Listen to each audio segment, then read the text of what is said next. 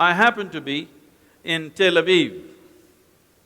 I was supposed to speak to a group of people and I was to arrive there at noontime and address them, but because of some delays in the flight, I landed at 6 o'clock, 6:30 is my talk. This is 30 years of Isha. In these 30 years, I have not been late to a single appointment till now. So I didn't want to break that, so from the airport I went straight. So I discovered when I went there, I was to speak in a restaurant. You eat in a restaurant Some restaurants are famous for food, some are famous for the ambience that they set, but some are famous for the conversations that happen in the restaurant. So, it seems in Tel Aviv, the most intelligent conversations happened in this restaurant and not in the parliament. I went there, people were greeting me and one man came and said, "Shalom." I said, "What does that mean?" He said, "This means, this is the highest way of greeting." I said, "That is your opinion, but what does it mean?"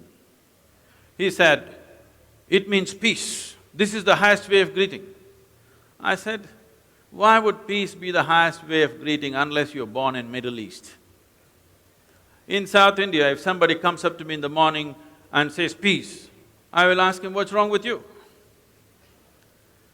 Whatever you're deprived of becomes the highest thing. If you're deprived of food, that becomes the highest thing. If you're deprived of love, that becomes the highest thing.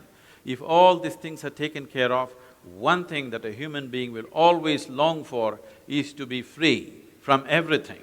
To be free essentially means to move from a compulsive nature of existence to a conscious nature of existence. This is what is needed right now in our country as a nation.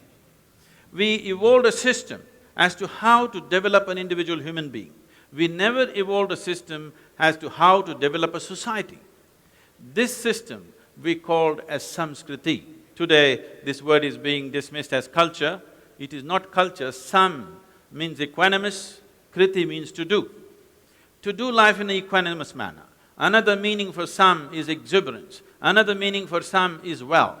To do your life in an equanimous way, in an exuberant way, and doing it well. If you do this, everything around you will be okay. Today we are trying to impose moral codes upon our society. You need to understand, India is a society without morality because we always relied on stirring up our humanity rather than depending upon the morality.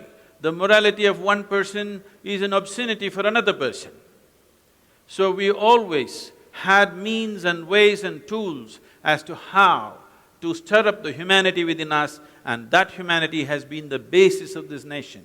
It is that fundamental human longing to become free which has been the main thread, which is holding all these multiple cultures together as one nation. Though it is being propagated like India was born in 1947, no. The other cultures everywhere in the world experience this as one nation for thousands of years. Even though there were many political entities, many times over 100 entities, in spite of that people saw it as Bharat, because they saw these unique people who did not believe in anything particular, who had no moral sense, but they were perfectly on the track because they were not a bundle of morality, but an effervescent humanity. This has to be brought back into India because when you are a seeker, you are not in collision with anybody. When you are a seeker, there is a certain humility about you because you have not assumed anything. You can become a seeker only when you realize the immensity of I do not know. If you realize the immensity that you do not know so many things about the existence, with so much science and technology, we still cannot figure one single atom in its entirety. That is the reality of our existence.